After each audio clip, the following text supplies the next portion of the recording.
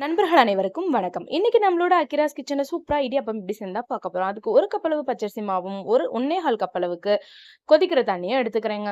கொதிக்க கொதிக்க இருக்க 1 1/4 கப் தண்ணியும் கொஞ்சம் கொஞ்சமா ஊத்தி நல்லா மிக்ஸ் பண்ணதுக்கப்புறம், ஃபைனலா கொஞ்சோண்டு எண்ணெய ஊத்தி நல்லா பெசஞ்சு எடுத்துக்கணுங்க. மாவு பார்த்தீங்க அப்படின்னா, கையில ஒட்டவே ஒட்டாது. அதுதான் கரெக்ட்டான பதம். தண்ணி கொதிக்க கொதிக்க இருந்தா மட்டும் தான் இந்த மாரி பதம் இருக்கும்.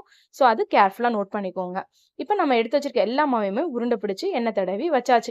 இன்னொரு சைடு இட்லி பாத்திரத்துல தண்ணி வச்சு, அது கொதிக்கிறதுக்குள்ள நம்ம இடியாப்பத்த புழிஞ்சு எடுத்துறலாங்க. இன்னைக்கு நான் இடியாப்ப தட்டு தான் யூஸ் பண்ணியிருக்கேன். இதுல மணமும் சூப்பரா இருக்கும். இடியாப்பமும் ரொம்ப அருமையா இருக்குங்க.